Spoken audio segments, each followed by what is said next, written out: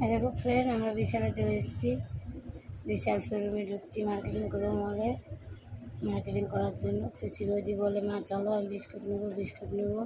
তাই ওকে নিয়ে এসেছি। কী নেবে সব ডার্ক ফ্যান্টাসি, চকোপাই কী নেবে, তাই ঢুকছি। সাথে রিয়া আছে, আমার ভাগনার মেয়েটাও আছে। মলের ভিতরে ঢুকে গেছি। বলছে ট্রলি নাও মা। আমি ট্রলি নেবো না, উপরে নেবো চ। দেখো আমরা যাচ্ছি।